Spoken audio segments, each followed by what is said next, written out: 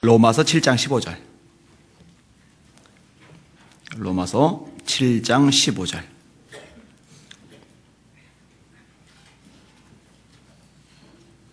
로마서 7장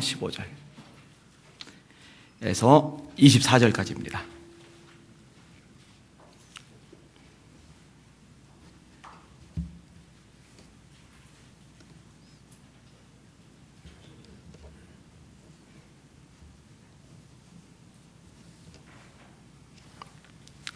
한 절씩 돌아가며 읽겠습니다. 내가 행하는 것을 내가 알지 못하노니 곧 내가 원하는 것은 행하지 아니하고 도리어 미워하는 것을 행함이라.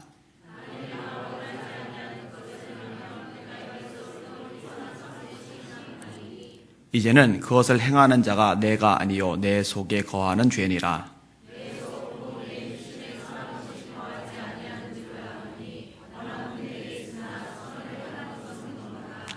내가 원하는 바 선은 행하지 아니하고 도리어 원하지 아니하는 바 악을 행하는도다.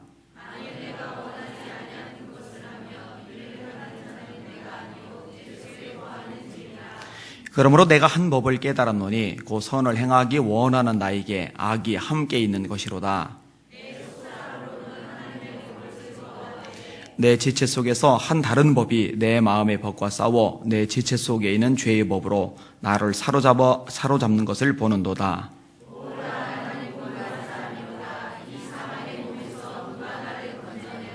아멘. 인사합시다. 할렐루야. 따라합시다. 하나님, 오후에 졸지 않게 하시고 말씀 잘 깨닫게 해주세요. 아멘. 옆 사람 축복해 주세요. 성령의 능력으로 강건하십시오. 화면을 조금 키워주세요. 오전에도 좀 작았는데. 개구리가 어떻게 자라죠? 태어나고 올챙이가 되죠.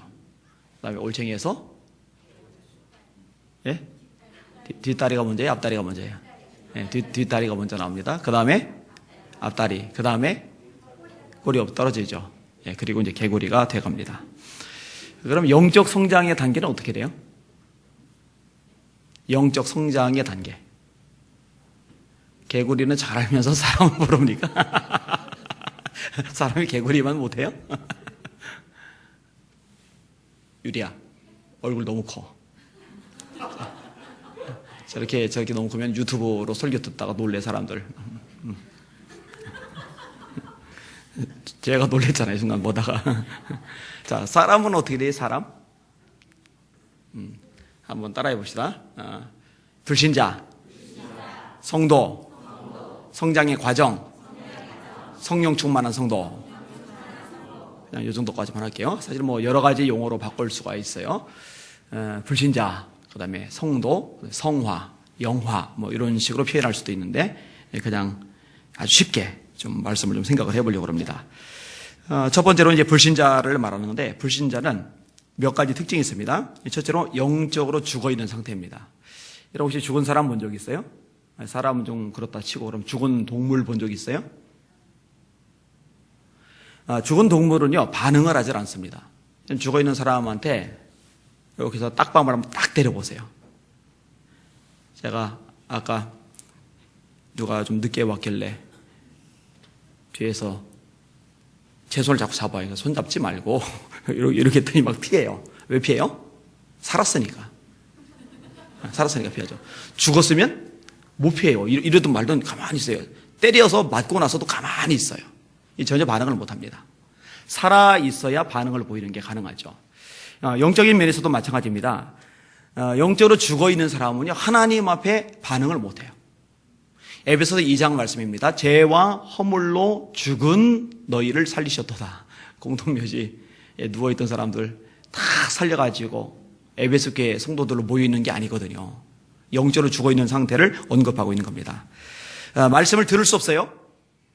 기도도 할 수 없어요. 봉사 못합니다. 찬양 못합니다. 아무것도 못해요. 영적으로 죽어있는 상태입니다. 두 번째로 공중의 권세 잡은 자를 따르고 있는 상태입니다. 에베소 2장 2절인데 그때 너희가 그 가운데서 행하여 이 세상의 풍속을 쫓고 공중의 권세 잡은 자를 따랐으니 곧 지금 불순종의 아들들 가운데서 역사하는 영이라. 공중의 권세 잡은 자는 마귀를 말합니다. 이 공중 권세 잡은 자. 예수님이 공중으로 재림하실 때 지상으로 내려오죠. 예수님이 지상으로 재림하실 때 무저갱으로 떨어지게 됩니다. 그래서 귀신들이 보면은 예수님 보고 무저갱에 들어가지 말라고 간청을 하는 대목이 나옵니다. 자신의 최종 운명이 뭔지를 알아요. 근데 그때가 오기 전에 벌써부터 들어가고 싶지 않은 거죠. 두렵고 떨리는 그곳에. 자, 아무튼 지금은 한시적으로 허용이 돼 있어요. 그래서 공중의 권세 잡은 자입니다. 근데 뭐라고 돼 있느냐? 너희가 그때 예수 믿기 전에 이 공중의 권세 잡은 자를 따랐다. 다시 말해 마귀를 따라 살았다는 겁니다. 여러분 세상 사람들은요 마귀를 인식하지 못합니다. 있는지 없는지도 모릅니다. 그런데 따라다니고 있어요. 끌고 다니고 있어요. 그게 현실입니다. 여러분 영적인 세계가 안 보인다고 없는 게 아닙니다. 가룟 유다의 마음속에 예수님을 팔 생각을 집어넣은 게 누구죠? 네, 마귀가 넣었어요. 마귀가. 여러분 생각을 잘 분별을 하셔야 됩니다. 하나님이 집어넣어주는 생각이 있어요.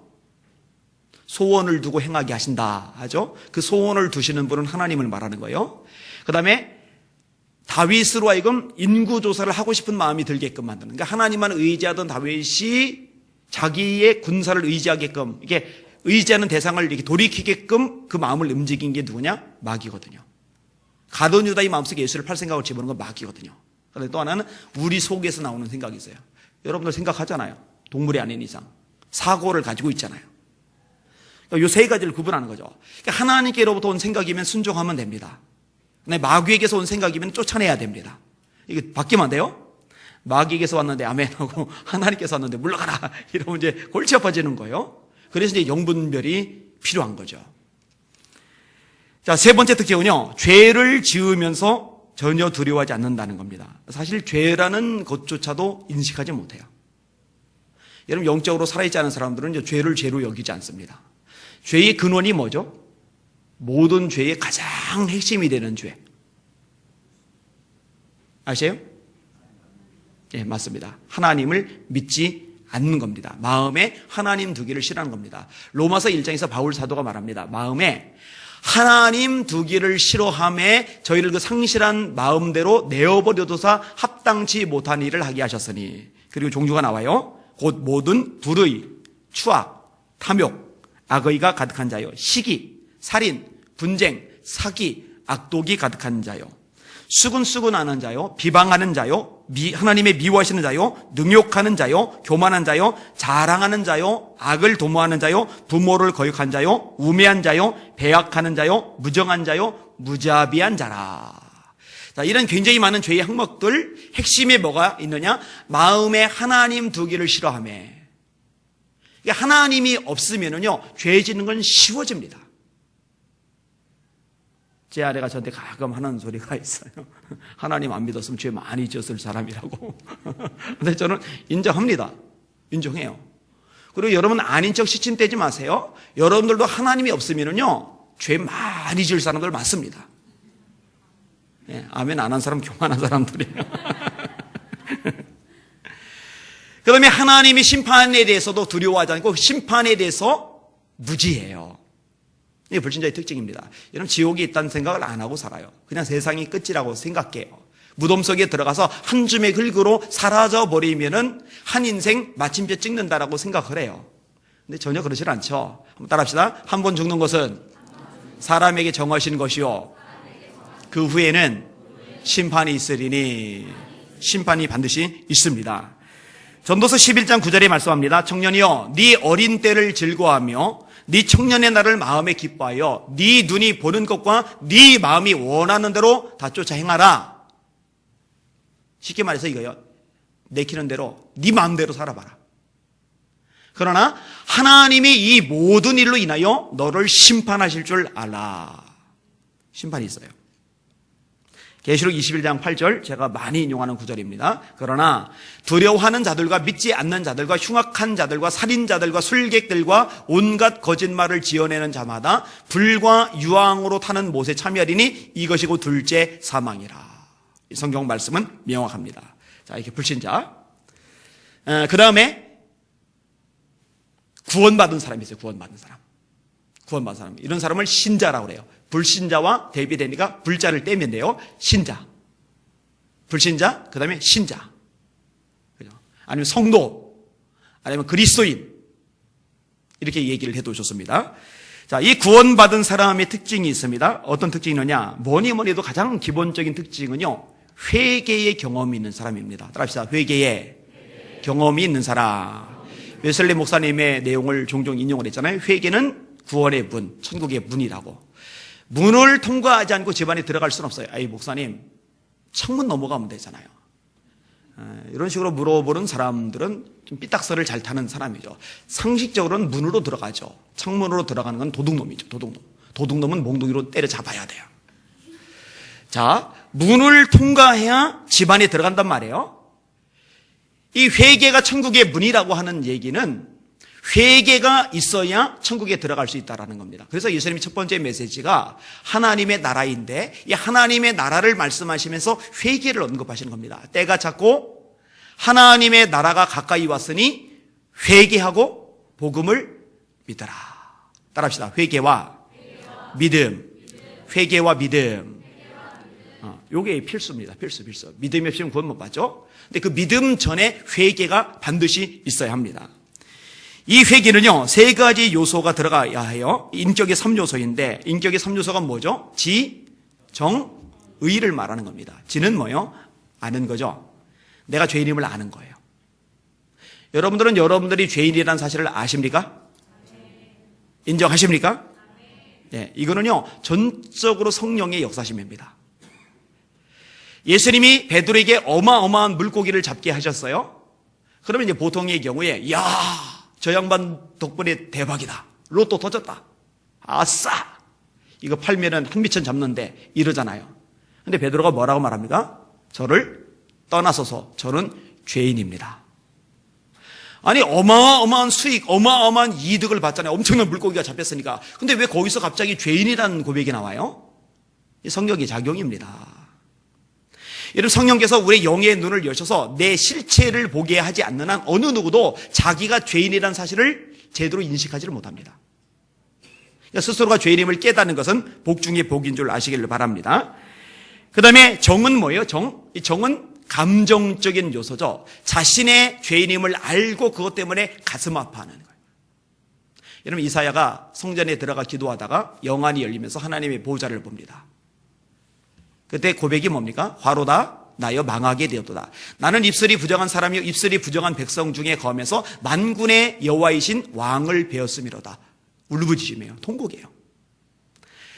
이전에 다른 사람과 나를 비교할 때는 내가 깨끗했어요. 이전에 다른 사람과 나를 비교할 때는 도덕적인 수준이 높았어요. 그런데 하나님의 빛 앞에서 나를 보니까 죄인 중에 죄인인 거예요. 더러워요. 너무 더러워요. 그러니까 통곡이 나오는 거예요. 울부짖으며 나오는 거예요. 난 망했다. 난 죽었다. 하나님께서 천사 보내셔서 제단 숯불 가지고 이사 입술에 대게 하시잖아요. 그리고 말씀하시잖아요. 이 숯불이 네 입에 닿았으니 네 악이 죄하여졌고 네 죄가 사하여졌느니라. 아, 나는 악 때문에, 나는 죄 때문에 난 죽었습니다. 하나님이 아니요, 너 죄 없어. 이렇게 말씀하지 않죠. 네 악이 죄하여졌다. 네 죄가 사하여졌다. 왕족이에요. 선지자예요. 깨끗하게 도덕적으로 살아왔어요. 그런데 그건 인간과 인간을 비교할 때 얘기지 하나님 앞에는 다 죄인입니다. 로마서 3장 10절 의인은 없나니 하나도 없으며 다 치우쳐 한 가지로 무익하게 되고 선을 행하는 자는 없나니 하나도 없도다. 로마서 5장 11절 12절 한 사람으로 말미암아 죄가 세상에 들어오고 죄로 말미암아 사망이 왔나니 이와 같이 모든 사람이 죄를 지었으므로 뭐라고 돼 있어요? 모든 사람이 죄를 지었으므로 죄 없는 사람 아무도 없어요. 로마서 3장 23절 모든 사람이 죄를 범하였음에 하나님의 영광에 이르지 못하더니 알아야죠. 그리고 가슴 아파 할 수 있어야 합니다. 세 번째가 뭐냐? 돌이키는 거죠. 돌이키는 거. 회개가 메타노에오라는 히라보를 쓰는데 뜻이 뭐냐면 방향의 전환이란 뜻입니다. 경부고속도로 타고 부산을 향해 간다고 타고 갔는데 가다 보니까 경부가 아니라 영동을 탔어요. 영동. 강원도로 가고 있어요. 강원도로. 그러면 얼른 방향을 바꿔야죠. 계속 그리로 가면 안 되잖아요. 세상을 향해 살았어요. 나를 위해 살았어요. 명예를 위해 살았어요. 돈을 위해 살았어요. 쾌락을 위해 살았어요. 죄를 위해 살았어요. 그런데 하나님의 말씀을 통해 이게 방향이 잘못된 것을 알았어요. 돌이켜야죠. 이 방향의 전환. 이게 회개입니다. 의지적인 면에서 돌이키는 거죠. 물론 예수님을 영접하고 나도요, 연약성이 있어요. 넘어집니다. 실수합니다. 그런데 의도적으로 죄를 향해 가지는 않아요. 잘못 가고 있음을 알았을 때 가슴 아파하고 돌이키죠. 하나님 앞에 그것 가지고 씨름하죠. 여러분들 죄인임을 아시고 회개하시는 성도 되시기를 주님의 이름으로 축원합니다. 자, 그 다음에 성도는 어떤 특징이 있느냐. 두 번째, 아까 말씀드렸죠. 회개와 믿음 두 가지를 따라하게 했잖아요. 예수님을 인생의 주님으로 영접하고 믿은 사람. 영접하고 믿은 사람이라고 말씀을 드렸는데요. 이 두 가지 단어가 같은 의미로 쓰입니다. 그게 요한복음 1장 12절입니다. 영접하는 자, 곧 그 이름을 믿는 자. 영접하는 것하고 예수님을 믿는 것하고 같은 개념으로 써요. 곧이란 말이에요. 곧. 영접하는 자, 곧 그 이름을 믿는 자들에게는 하나님의 자녀가 되는 권세를 주셨으니. 여러분, 예수님을 인생의 주님으로 영접하셨습니까? 영접하시길 바랍니다. 혹시 못하시는 분들은 뭘로 영접한다고요? 인생의 주님으로 영접을 하셔야 돼요. 예수님을 하인으로 영접하시면 안 됩니다. 하인으로. 그죠? 그래서 아쉬울 때만 시키는, 불론에서 뭔가 부탁하는 그런 존재가 아니란 말이죠. 예수님을 영접하셔야 돼요. 사람이 마음으로 믿어 의에 이르고 입으로 시인하여 구원에 이르느니라. 이런 마음으로 예수님을 믿으셨어요? 입으로 예수님이 주인임을 시인하셨어요? 한번 지금 시인해 보세요. 예수님, 당신은 내 인생의 구주이십니다. 예수님, 제가 예수님을 구세주로 믿습니다. 여러분들의 이 고백이 굉장히 중요한 겁니다. 사람이 마음으로 믿어 의에 이르고 입으로 시인하여 구원에 이르느니라. 이 성경의 말씀이니까요. 이렇게 예수님을 영접한 사람, 이 사람이 신자입니다. 세 번째 특징이 있는데, 이렇게 예수님을 영접한 사람은요, 오늘 세상을 떠나도 절대로 지옥 갈 일은 없습니다. 망할 일이 없어요. 반드시 100% 장담합니다. 천국에서 눈을 뜨게 될 줄 믿습니다. 왜냐면 거듭났으니까. 예수님이 요한복음 3장에 3절, 그 다음에 5절에 네가 거듭나지 아니하면 하나님 나라 볼 수 없다. 네가 거듭나지 아니하면 하나님 나라 갈 수 없다. 그런데 예수님을 믿었어요? 이게 거듭남이에요. 그러면은 그 말씀 거꾸로 하면은 거듭났기 때문에 하나님 나라 볼 수 있는 거죠. 거듭났기 때문에 하나님 나라 갈 수 있는 거죠. 여러분, 사단이요, 이걸 흔들려고 애를 씁니다. 그러니까 회개도 없이 믿음도 없이 구원받았다고 착각하는 것도 정말 큰 문제라고 한다면은, 정말 회개했고 예수님을 정말 인생의 주님으로 믿었어요. 그래 놓고도 혹시 자기가 지옥 갈까봐 헷갈리고 불안해하는 거, 이것도 큰 문제입니다. 양쪽을 다 조심하셔야 돼요. 그러니까 구원 못 받은 채 구원받았다고 착각하도록 내버려두면 설교자의 책임이에요. 그런데 반대도 마찬가지예요. 이미 구원받았는데 예수님이 분명히 인생의 주님으로 들어가 계시는데, 그럼에도 불구하고 영생을 소유하지 못한 사람처럼 혹시나 죽은 다음에 천국 못 가면 어떡하지? 이것도 이제 문제가 되는 겁니다. 요한일서 5장 11절, 또 증거는 이것이니 하나님이 우리에게 영생을 주신 것과 이 생명이 그의 아들 안에 있는 이것이니라. 아들이 있는 자에게는 생명이 있고 하나님의 아들이 없는 자에게는 생명이 없느니라. 내가 하나님의 아들의 이름을 믿는 누구에게? 내가 하나님의 아들의 이름을 믿는 너희에게, 하나님의 아들 예수의 이름을 믿는 너희에게 이것을 쓴 것은 왜 요한서시를 썼느냐? 너희로 하여금 너희에게 생명이 있음을 알게 하려 함이라. 여러분, 여러분에게 생명, 영생이 있음을 알게 하기 위해서 요한일서가 쓰여진 줄 깨달으시길 바랍니다. 여러분, 지옥 가고 싶어도 못 가요. 사실 가고 싶지 않죠? 가면 안 되고. 예수님을 인생의 주님으로 영접한 사람, 이 사람은 오늘 죽어도 천국 갑니다. 자, 그런데요, 네 번째 부분인데, 거듭났어요. 분명히 하나님의 아들, 딸이 됐어요. 오늘 죽어도 천국에서 눈을 떠요. 그런데 아직은 어려요. 아직은 연약해요.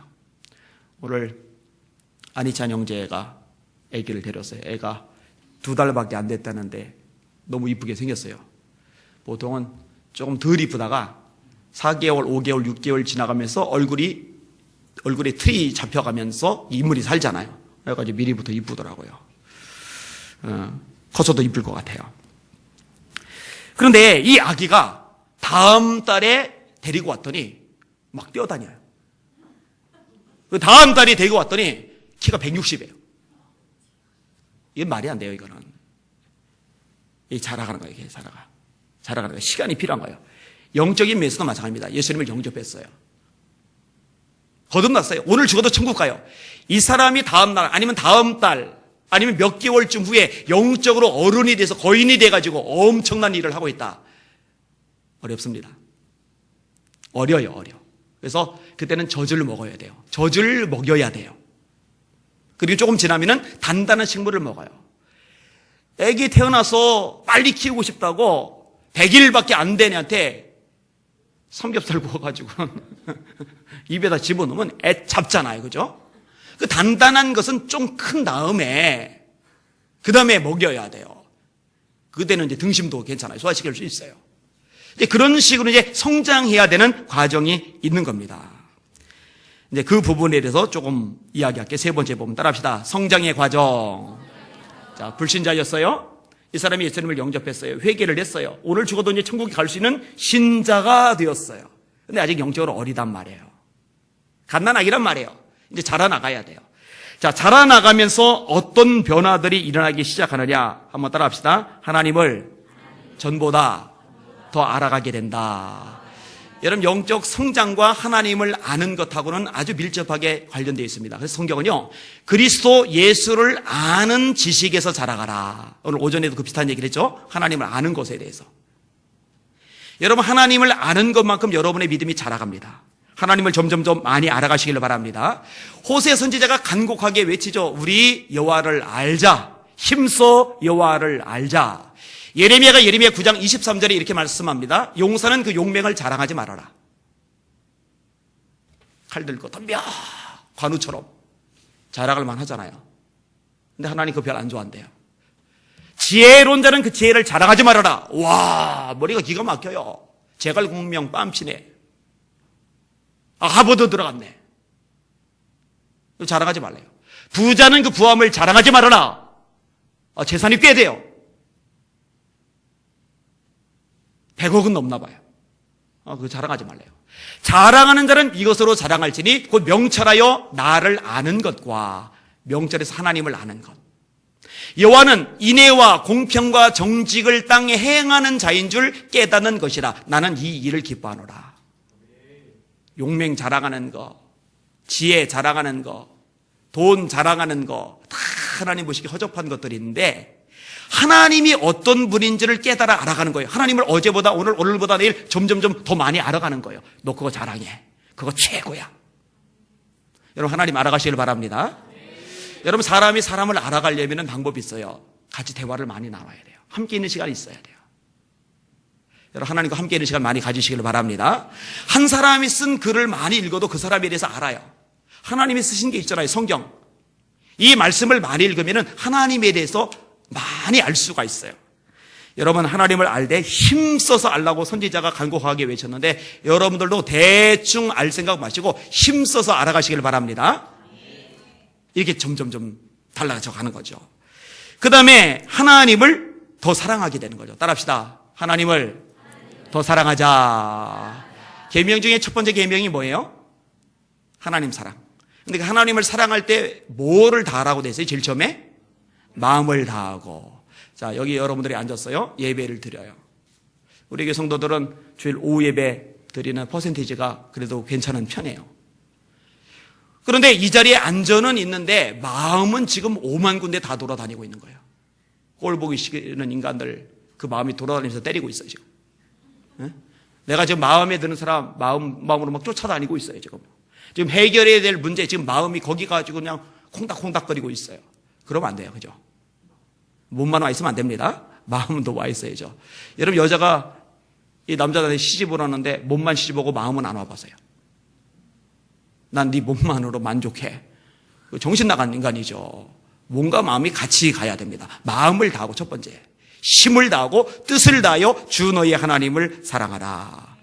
사랑의 대상이요 달라집니다. 그 비중이 달라집니다. 전에는 세상을 사랑했어요. 그런데 이제는 점점 이 추가 하나님 쪽으로 옮겨져 가는 거예요. 요한일서 2장 15절 말씀입니다. 이 세상이나 세상에 이르는 것들을 사랑하지 말라. 누구든지 세상을 사랑하면 아버지의 사랑이 그 속에 있지 아니하니 이는 세상에는 모든 것이 육신의 정욕과 안목의 정욕과 이생의 자랑이요 다 세상으로부터 온 것이 아버지께로부터 온 것이 아니라. 세상 사랑하지 말래요. 하나님을 사랑하시는 여러분들 되셔야 합니다. 사랑하면 특징이 있죠? 같이 있고 싶어요. 살아가면 특징이 있죠? 이야기 좀 나오고서 지루해하지 않아요. 한참 하루 종일 얘기해도 또 얘기하고 싶죠. 질문. 하나님 앞에 예배 드리는 시간 지루합니까? 재밌습니까? 진짜죠? 예배 또 드리고 싶어요? 네, 예배를 다 마쳤어요. 예배를 다 마치고 나서 우리 1시간 더 예배할까요? 예, 그래도 몇 사람 끄떡이는 분들이 있습니다. 중국 지하교회 성도들 예배가 굉장히 깁니다. 제가 많이 가봤잖아요. 진짜 길어요. 징글맞게 길어요. 그리고 여러분들 그거 아세요? 중국 찬송가 절수가 굉장히 길다는 거. 100절 넘는 거 찬양하는 거 아세요? 우리는 최대 기른 게 5절입니다. 5절. 어떤 젊은 목사님이 이 불을 받은 거예요. 중국 선교사로 가셨어요. 가셔서 중국 성도들에게 말씀을 전한다고 하는데 막상 가서 보니까 말씀을 전해야 될 수준이 아니라 본인이 은혜를 받아야 될 수준, 이런 경우 많아요.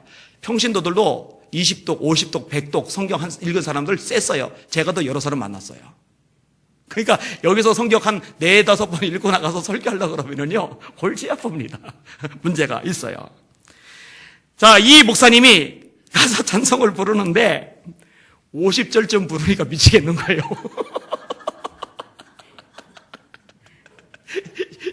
60절쯤 가니까 속에서 막 욕이 나오려고 그러는 거예요. 아이씨, 막 해가지고 막 불평, 원망, 짜증. 회개하면서 하나님, 제가 목사인데 하나님 용서해 주세요. 하나님 찬양하는 걸 기뻐해야 되는데 이 백성은 내가 나를 위하여 전하니 곧 나의 찬송을 부르게 하려 함이니라. 드디어 90절까지 갔어요. 조금만 더 참자. 95절, 98절, 99절, 100절. 할렐루야. 그런데 찬양 인도자가 우리 다시 한번 찬양합시다.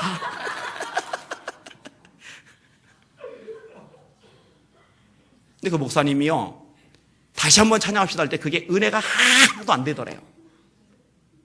진짜 은혜가 안 되더래요. 다행히 제가 가서 말씀 전하고 그럴 때는 100절짜리는 안 부르더라고요. 저도 아마 그랬을지도 몰라요. 도대체 몇 시간을 얘기했는지 모르게 얘기를 해놓고 가서 또 전화 걸고 또 얘기하고 또 보고 싶고 사랑하니까. 여러분, 주님 만나는 시간이 여러분에게 그런 시간이 되실 수 있기를 주의 이름으로 축원합니다.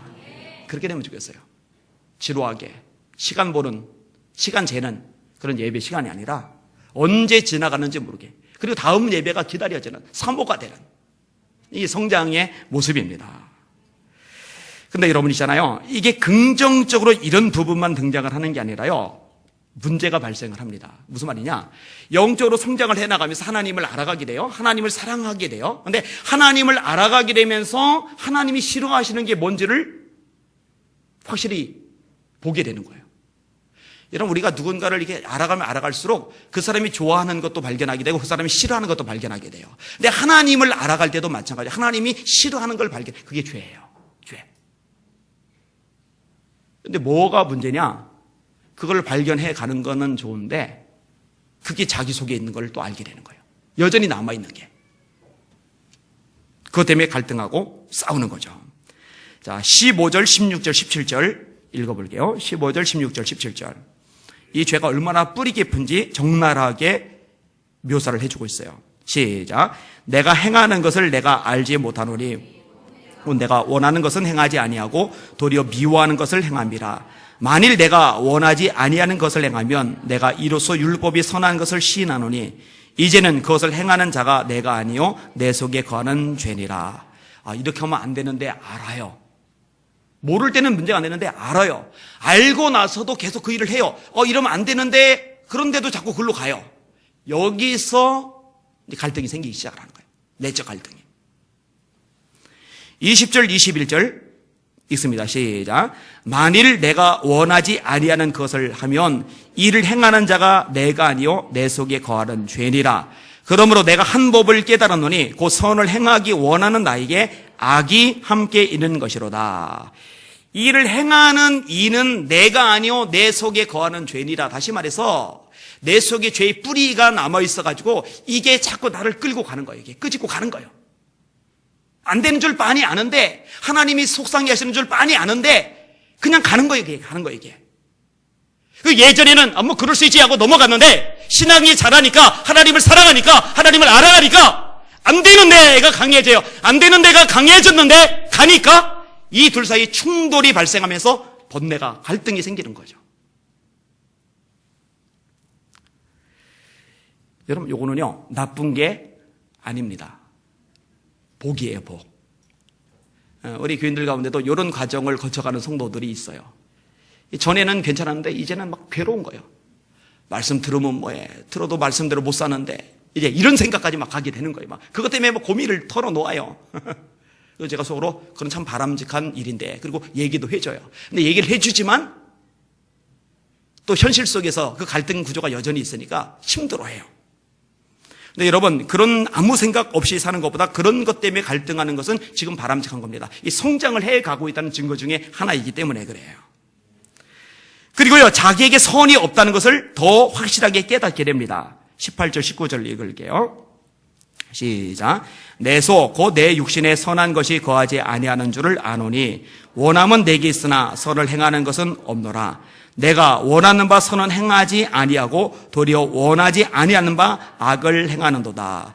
내 속, 곧 내 육신에 선한 것이 거하지 않는다. 내 속에 선한 것이 하나도 없다. 찬양 중이죠. 선한 것 하나 없습니다. 그런 찬양 부를 때요, 여러분들 마음에 새기면서 부르시다. 그 성경에서 딴 찬양 내용들이에요. 요즘 찬양들은요, 성경 가사를 그대로 찬양으로 만든 찬양들이 많아요. 그런 찬양 굉장히 좋아요. 그 찬양을 외우면은 자연스럽게 성경 구절도 이렇게 정리가 되는 거니까 상당히 이제 도움이 될 수가 있어요. 그러니까 처음에 예수 믿을 때 하고 오히려 달라지는 게 뭐냐? 분명히 처음에 예수 믿을 때보다, 아니 그리고 예수 믿기 전보다 지금 훨씬 선해요, 하나님 보시기에. 근데 막상 자기가 자기를 보면서 자기를 평가하는 건 뭐냐면 내 속에 선한 것은 하나도 없다. 선한 분은 오직 예수 그리스도 한 분뿐이시다. 그분이 없으면 나는 아무것도 아니다. 이제 여기까지 가게 되는 거죠. 이게 이제 성장이에요. 이게 성숙입니다. 그리고 이게 성장하고 성숙한 사람들에게서 나타나는 특징이 뭐냐면은 정죄와 판단을 중지하기 시작한다는 거예요. 왜냐? 내 속에 선한 게 하나도 없는 주제에 뭘 남보고 이렇고 그렇고 얘기합니까? 얘기할 겨를이 없어요. 보통 남에 대해서 수군거리고 비판하고 깎아내리고 정죄하는 사람들은 왜 그러냐면은 자기가 그래도 그 사람보다 낫다라는 생각이 있기 때문에 그래요. 그거는 이제 그 전 단계죠. 근데 이제 성장하는 단계가 되면은요, 그런 것들을 내려놓게 되는 거죠. 나는 선한 게 하나도 없어. 그럼 나 때문에 씨름하기 바쁜데 언제 남 보면서 왜 저 모양이야 이럽니까? 그럴 여유가 없어요. 그래서 성경에서 비판하지 말라고 말씀하는 겁니다. 자, 바울의 고백을 제가 종종 얘기합니다. 첫 번째 고백 따라합시다. 나는 사도 중에 작은 자다.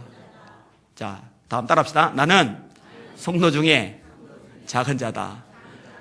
아니, 사도 중에 작은 자라고 할 때보다 성도 중에 작은 자라고 할 때 전도도 더 많이 했고, 기도도 더 많이 했고, 교회도 더 많이 세웠고, 하나님께서 충성 봉사도 더 많이 했고.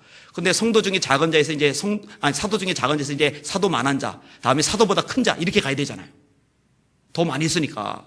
그런데 사도보다 작은 자라고 해놓고는 그 다음에는 성도보다 작은 자, 그 다음에 세월이 더 지난다면은 죄인 정도 아니다. 죄인 중에 내가 괴수다. 죄인 두목. 죄인 두목. 여러분, 이게 진리입니다. 진리입니다. 벽은 익을수록 고개 숙인다. 맞는 말이죠. 바울이 영적인 눈이 더 열린 거예요. 더 깊어진 거예요. 그러니까 그런 고백을 할 수가 있는 겁니다. 자, 마지막 네 번째 부분 한번 따라합시다. 성령 충만한 사람, 신령한 사람, 성화된 사람, 온전한 사람. 이제 다 같은 얘기를 다르게 제가 표현을 한 겁니다. 그리스도의 장성한 분량이 충만한 데까지 이르리니 라고 말씀하고 있죠. 요한 웨슬레 목사님은 온전한 사랑, 성화, 그리스도인의 완전, 이런 표현으로 제가 지금 말씀드린 내용들을 묘사를 했어요. 사람이 성령이 충만해지면요, 정말 하나님을 뜨겁게 사랑하게 됩니다. 여러분, 그렇게 되시기를 바랍니다. 하나님으로 충만하니까 온전한 사랑이 충만해지는 거죠. 성령이 충만해지니까 이제 구체적으로 죄의 뿌리를 뽑아내는 거예요. 내 속 깊숙이 내 존재 자체 속에 자리 잡고 있는 이 죄 안 뽑아져요. 발버둥을 쳐도 애를 써도 싸워도 안 뽑아져요. 그래서 탄식해의 바울조차 오호라 나는 곤고한 사람이로다. 이 사망의 몸에서 누가 나를 건져내랴. 빠져나올 길이 없는 거예요. 그런데 로마서 8장이 넘어가면서 그리스도 예수 안에 있는 생명의 성령의 법이 죄와 사망의 법에서 너를 해방하였으리라. 내 힘으로 안 되는데 성령의 능력으로 뽑아낼 수가 있는 거죠. 이걸 근절이라고 그러죠. 근절. 따라합시다. 힘으로 안 된다. 능으로 안 된다. 그러나 성령으로 된다. 스가랴 4장 6절 말씀을 제가 풀어서 말씀을 드린 겁니다. 성령 충만한 여러분들 되시기를 주님의 이름으로 축원합니다. 이 나무의 나무가 아니지만 나무라고 생각하세요. 이 쇠덩어리예요, 쇠덩어리. 쇠가 아니지만 쇠라고 생각을 하세요. 이거를 이제 물속에다 넣으면은 가라앉아요. 그렇죠. 이 사람이 사람. 죄에 잠겨요, 죄에 잠겨. 자, 그런데 주님과 함께라면은 괜찮잖아요, 떠 있잖아요. 근데 이제 문제가 뭐냐? 어떨 때는 주님과 함께인데 어떨 때는 주님에게서 약간 떨어져 나가요. 그럼 가라앉아요. 성령 충만은 뭐냐? 이게 완전히 묶여버려서 이게. 그러면 풍랑이 일든 말든 뒤집어지든 말든 여전히 물 위에 떠 있어요. 할렐루야. 발버둥 친다고 될 일이 아닙니다. 쇠가 발버둥 쳐봐야 쇠는 가라앉게 되어 있어요. 인간은 죄인의 본성이에요. 그런데 성령의 능력이 임할 때, 성령으로 충만할 때 죄를 이기는 줄 믿으시길 바랍니다. 그래서 성령 충만 받아야 하는 겁니다. 자, 정리를 하겠습니다. 4가지. 자, 처음에 불신자. 죽어 있잖아요. 죄를 우습게 여겨요. 하나님의 심판 무지하죠. 우습게 여겨요. 자, 그러다가 성도가 돼요. 신자가 돼요. 이 신자는 회개가 있죠, 회개. 회개는 구원의 문이라고 말씀드렸어요. 그 다음에 믿어요, 예수님을. 그리고 이 사람은 오늘 죽어도 천국에서 눈을 뜹니다. 그런데 성도가 되었다고 해서 어른은 아니에요. 아직 영적인 어린아이입니다. 이 영적인 어린아이가 성장하는 과정이 있어요. 성장해 나가야 되죠. 성장할 때 하나님을 알아가요. 하나님을 더 많이 사랑하게 돼요. 그리고 하나님을 아니까, 하나님을 사랑하니까 거기서 생기는 갈등이란 게 튀어나와요. 하나님을 사랑하는데 하나님이 싫어하는 게 내 속에 있단 말이에요. 하나님을 알고 보니까 문제가 되는 것들이 내 속에 있단 말이에요. 이것 때문에 하나님 앞에 씨름할 수밖에 없어요. 오호라 나는 곤고한 사람이로다. 선을 행하기 원하는 내게 또 다른 법이 있어 나를 죄의 법 아래로 사로잡아 온 것을 보는도다. 오호라 나는 곤고한 사람이로다. 갈라디아서도 그런 갈등을 잘 다루고 있어요. 그리고 거기서 더 성장을 하게 되면 이거를 성령의 능력으로 이제 뽑아내버리는 거죠. 하나님을 기뻐하며 하나님을 정말 뜨겁게 사랑하며 사는 삶이 가능해지는 거죠. 그리고 이 성령 충만은 유지가 되어야 됩니다. 유지가 될 때 거기서 이제 성령의 9가지 열매들이 무럭무럭 맺히기 시작을 하는 거죠. 이렇게 하면은 신앙의 단계들이 설명이 어느 정도 되었습니다. 사랑하는 여러분, 안주하지 마시고 또 반대쪽으로 나는 틀렸어라고 절망하지 마시고 하나님께 소망을 두시면서 그분 안에서 날마다 자라가시는 저와 여러분들 되시기를 예수님의 이름으로 축원합니다. 여러분, 자식을 키우는 부모 입장에서 자식이 크기를 원하죠. 아까도 효빈이 이놈의 자식이 집에 올라오더니 엄마 이제 내가 아빠보다 많이 크지? 많이 크지? 근데 여러분, 부모된 입장에서 자식이 자기보다 더 컸다고 그것 때문에 가슴 아파하고 짜증내는 부모 있어요? 아니죠. 커야죠. 만약에 효빈이가 지금 120cm라면은 그것 때문에 제가 오히려 속상했을 거예요. 170 넘으니까 오히려 낫죠. 커가야 돼요. 여러분, 자식이 안 크면 가슴앓이를 해요, 부모가. 우리 하나님 아버지 가슴 아리하게 하지 맙시다. 우리 하나님이 여러분 볼 때, 야, 왜 이렇게 쭉쭉 크냐? 뿌듯한 거예요. 든든한 거예요. 행복한 거예요. 하나님 마음의 행복이, 하나님 마음의 기쁨이 넘치게 만드는 저 여러분들 되시기를 예수님의 이름으로 축원합니다. 아멘. 기도하겠습니다.